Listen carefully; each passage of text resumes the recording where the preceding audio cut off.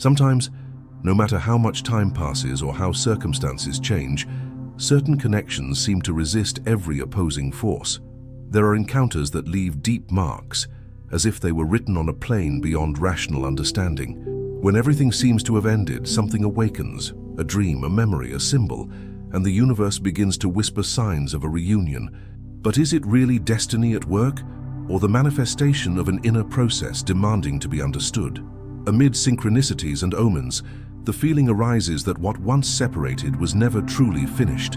In this script, we will explore the return of a deep connection through the lens of Carl Jung's psychology, unveiling the unconscious forces that operate behind what many call destiny. If you believe that reunions don't happen by chance, write in the comments, "I trust the signs of the universe." The idea that the universe conspires to bring two people together touches directly on some of the central principles of Carl Gustav Jung's analytical psychology. For Jung, what we often interpret as destiny can be understood as the action of the collective unconscious and the processes of individuation and projection. Reuniting with someone from the past can represent far more than a mere emotional return. It can symbolize the confrontation with unintegrated aspects of the psyche. Projection plays a crucial role here.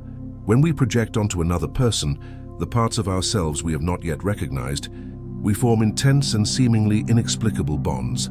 Once that projection is withdrawn or the relationship ends, a process of inner reintegration begins.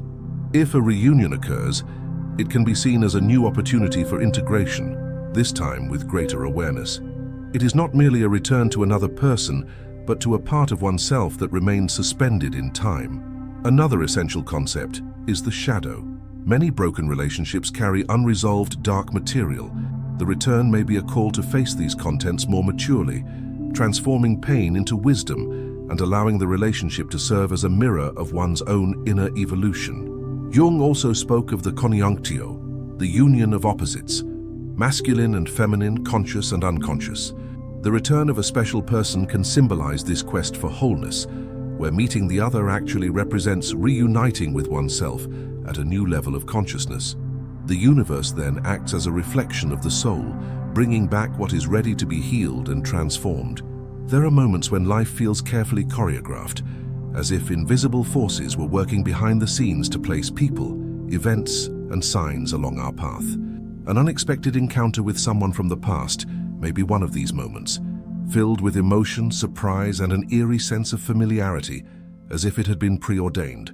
Carl Gustav Jung called this phenomenon synchronicity, the occurrence of meaningful coincidences that cannot be explained by causality, yet hold deep significance for the one experiencing them.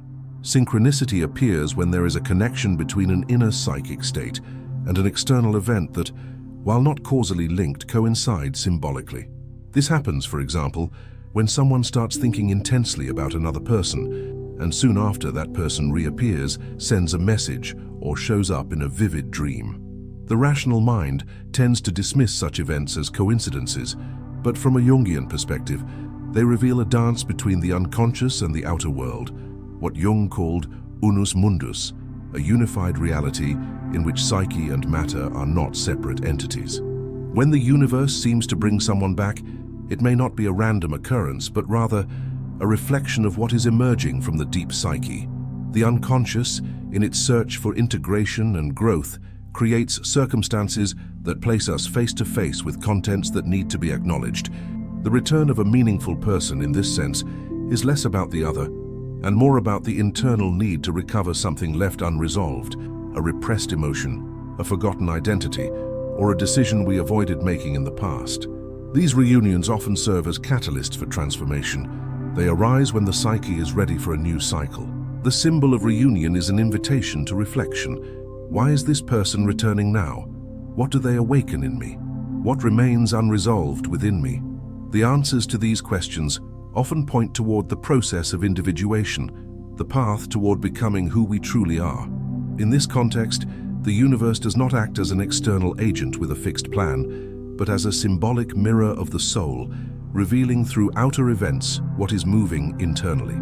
It's important to understand that synchronicity is not about superstition or magical thinking. For Jung, it was a legitimate way of understanding reality. based on the idea of a profound interconnection between all aspects of being. Linear time, so highly valued by the rational mind, loses its rigidity in the face of the archetypal and symbolic experience that synchronicity brings. Thus, the return of someone may carry archetypal meanings, such as the reunion with the anima or animus, representations of the inner feminine and masculine, which appear in the other as mirrors of our own psyche. When these experiences are lived consciously, they become powerful opportunities for growth. However, if they are seen merely as romantic coincidences or lucky twists of fate, they lose their transformative value. The true meaning of a reunion lies in the ability to perceive what the unconscious is trying to communicate. It may not be the person's return that matters, but the return of a part of ourselves that was lost in that relationship. The other person comes back as a symbol of something that must be reclaimed, understood, and ultimately integrated. In this sense, the universe acts as a living, symbolic language, where every sign, encounter, and emotion can carry a call to expand consciousness. A reunion, therefore, is not merely a story about two people parting and crossing paths again. It is a symbolic process in which the soul finds the right moment to bring to the surface what is ready to be transformed.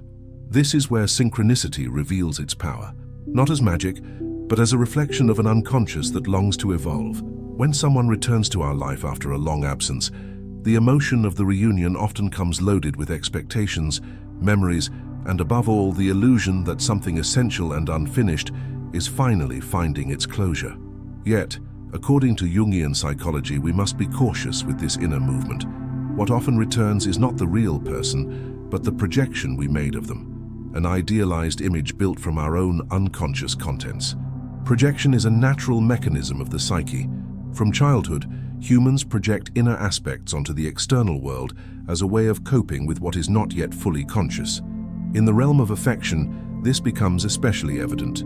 We project onto others what we lack, what we seek, or what we have yet to recognize within ourselves. When a relationship begins, passion is often fueled by intense idealization. The other person is seen not as they truly are, but as a reflection of what we wish to find: security, recognition, completeness. At the moment of reunion, this projection can reignite even more strongly. Distance creates room for selective memory and fantasy. Conflicts fade while moments of deep connection are magnified. The image of the other becomes a symbol charged with meaning, sometimes even mythical. But Jung warns that as long as we remain trapped in projection, we are not relating to the other person, but to a fragment of ourselves cast upon them. The relationship at that point is less interpersonal and more intrapsychic. The real challenge of a reunion, then, is not to relive what once was, but to recognize what was projected. The return can act as a powerful mirror, reflecting not only the other person, but the way our psyche constructs relationships. In many cases, the returning person may have changed profoundly, or may no longer resemble the idealized image we held. This can lead to frustration, disappointment, or confusion. Yet it is precisely in the breaking of projection that true growth begins. When we manage to withdraw the projection and see the other with greater clarity, space opens for a more authentic and conscious relationship. We stop seeking in others what can only be found within ourselves. By realizing that the feeling of destiny drawing us back together may, in part, be fueled by unmet needs or unconscious desires for repair, we begin to understand that what returns is not just a person, but a psychic part of ourselves, still in the process of unfolding. This psychic part may relate to the anima or animus, archetypes representing the feminine in men and the masculine in women. These inner figures are often projected onto romantic partners, especially when they have not yet been integrated into consciousness. Thus, when we reunite with someone who once awakened these projections, the unconscious sees an opportunity to revisit the integration of these inner figures. But for this to be transformative, we must see the other as they truly are, not as a vessel for our idealizations. The return of someone, in this sense, becomes a symbolic chance to reframe our emotions. Instead of asking, "Will it work this time?" the deeper question becomes, "What does this person represent in my psychological journey?" Or, "What part of me is being reactivated by this return?" The other may function as a bridge to access contents that were still unconscious. Old wounds, hidden desires, neglected potentials. From this perspective, the reunion loses its purely romantic character and takes on a deeper one, that of an agent of inner transformation. The relationship may continue or not, evolve or end for good, but what matters is what it stirs within. If lived consciously, the return ceases to be a repetition of the past and becomes an opportunity for liberation from idealization, emotional dependence, and outdated narratives that no longer serve the individuation process. What truly returns, therefore, is not merely the other person, but the chance to reclaim parts of ourselves that were projected, forgotten, or denied. And that in itself is already a form of reunion with one's own soul. Within each human being exists a hidden territory made up of everything that was repressed, denied, or deemed unacceptable throughout life. Carl Gustav Jung called this territory the shadow. The shadow contains traits, emotions, and desires that do not fit the image we build of ourselves. It does not disappear. It hides in the unconscious, influencing our actions in disguise. And it is precisely in intimate relationships, especially reunions, that the shadow finds its best chance to emerge. When someone returns to our life, it's not just their physical presence that comes back. Along with them arise old emotions, unresolved memories, half-digested sorrows, and dormant parts of ourselves. The reunion has the power to activate deep contents buried under routine or distance. At first, this may feel uncomfortable, even painful, but it is precisely this emotional friction that reveals where our wounds lie, where healing is still needed. The shadow manifests through negative projections, automatic judgments, inexplicable anger, or paradoxically, through fascination that hides an unconscious fear of vulnerability. When we meet someone from our past, the shadow may surface strongly, especially if there was pain, trauma, or unresolved feelings. The other becomes the stage on which we project this hidden part of ourselves. Often we believe we're reacting to the person, when in fact we're responding to the shadow they help us see. Jung said that no one becomes enlightened by imagining figures of light, but by making the darkness conscious. Reuniting with someone who marked us deeply can therefore be a gateway to this process. Seeing the shadow requires courage, for it means looking into a mirror and recognizing traits we would rather not see: insecurity, pride, resentment, control. But it is in this honest gaze that true healing begins. In any meaningful relationship, especially in reunions, the other functions as a mirror of the soul. And like any true mirror, it reflects not only what is beautiful, but what must be seen for growth to occur. The discomfort we feel before the other often reveals more about ourselves than about them. What irritates us, attracts us, destabilizes us, all of it may be the shadow asking for awareness. If the shadow is not acknowledged, it tends to dominate the relationship subtly, sabotaging the possibility of true reconnection. Repetitive behaviors, recurring conflicts, and cyclic patterns often signal that we are trapped in an unconscious dance between the self and its shadow. But if the reunion is lived consciously, it can become a space of healing and freedom from these patterns. The key lies in emotional responsibility. This means abandoning the role of victim or accuser and beginning to ask, what does this situation reveal about me? What is this person awakening that I need to observe? Is this pain an echo of the past or an open wound I've never faced honestly? This inner inquiry is the beginning of shadow integration, the process that enables genuine transformation. Reuniting with someone can thus be a unique opportunity to rewrite internal narratives, not necessarily to restore the relationship as it was, but to understand what it represented. Sometimes we must relive certain emotions not to repeat them, but to release them. The shadow, once integrated, does not vanish. It becomes a source of wisdom, compassion, and inner strength. And the relationship, even if it ends, may fulfill a crucial role in the journey of individuation. When we can look at the other and perceive not only who they are, but what they awaken in us, the reunion becomes more than an external event. It turns into a symbolic rite of passage, a chance to recover forgotten parts, to illuminate the unconscious, and to walk with greater wholeness. The wound does not disappear entirely, but it stops bleeding because it has finally been seen, accepted, and embraced. Thus, healing through reunion does not mean erasing the past, but reframing it. It is understanding that the other, by returning, offers us the chance to see with new eyes what we once failed to comprehend.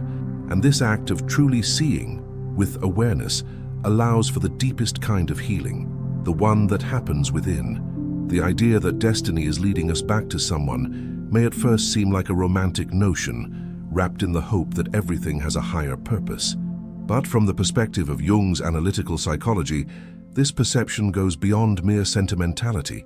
It touches the very essence of what he called the process of individuation, the continuous journey of becoming who one truly is, in the wholeness of being. When love enters this path, it is not merely a feeling between two people, but a true catalyst for consciousness. Individuation is the psychic movement toward the integration of all internal aspects, conscious and unconscious, shadow and persona, anima and animus. It is a long and often challenging process in which the individual is called to confront illusions, overcome conditioning, and embrace their most authentic essence. Relationships play a central role in this journey, for it is through contact with the other that we encounter parts of ourselves we could never see alone. The return of someone special in this context can symbolize a new stage in individuation. Destiny here is not seen as something external orchestrating events, but as a symbolic expression of the unconscious creating conditions for the expansion of awareness. Life, guided by this deep intelligence, brings into our path what is needed for inner evolution, and love, above all, is one of the greatest teachers in this invisible school. Many believe the path of individuation is solitary, but Jung shows us it is, in essence, relational. Encounters that deeply touch the soul serve as indispensable mirrors. It is through love, and often the pain it brings, that we are led to confront our limits, fears, and masks. The return of someone from the past can thus be a new chance to step through this mirror, not to relive what was, but to discover who we are still becoming. It is common to idealize reunions as the fulfillment of a destined love story, as if the interrupted narrative could finally continue. Yet the Jungian view invites a deeper reflection. What if true destiny is not the other person, but the totality of ourselves that they help reveal? In this sense, love ceases to be a destination and becomes a path, one that, when walked consciously, leads not to fusion with another, but to inner integration. When Jung spoke of conjunctio, he referred to the union of opposites within the individual. This union is often symbolized in myths and dreams as the fusion between masculine and feminine, the archetypal images of animus and anima. In real relationships, these archetypes are projected outward, and when withdrawn, they make room for a new awareness, that the true partner is the one who helps us grow, see ourselves clearly, and expand consciousness. The return of someone, in this sense, may signal a new phase of inner alchemy.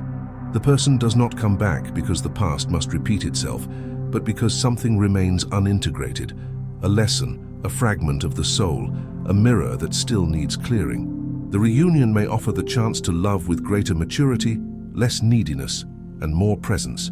Or it may mark the moment to end the cycle once and for all, now with understanding and gratitude, freeing both to continue their journeys. It's important to remember that individuation does not require the other's permanence, but the incorporation of the experience they represent. Love lived with awareness does not seek external guarantees, for its value lies in what it awakens within. When we stop seeking salvation in relationships, we begin to see in the other an opportunity for self-discovery, and that shift in perception changes everything. Sometimes, destiny brings someone back not to restart a story, but to close a chapter with consciousness. Other times, it offers a second chance, not to the relationship itself, but to the way we show up within it. Whatever the outcome, what matters is what this return awakens in our individuation process. The reunion thus ceases to be merely emotional and becomes a symbol of the soul's journey toward wholeness.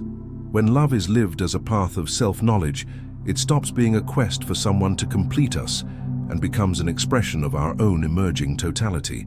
It is at this point that destiny, psychology, and spirituality converge, not as opposing paths, but as different languages of the same truth.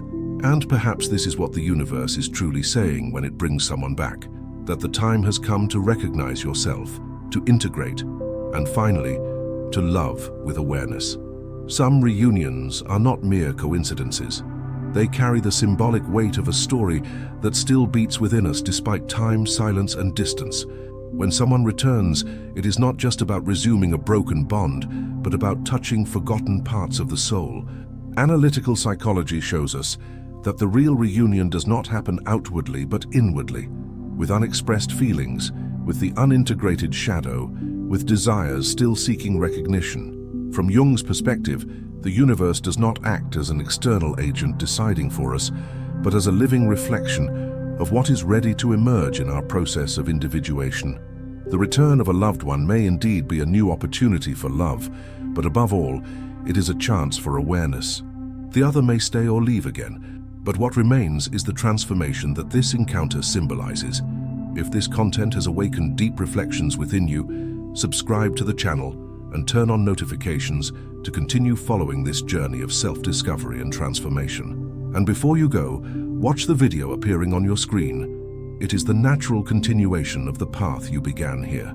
Your process matters. Your consciousness transforms.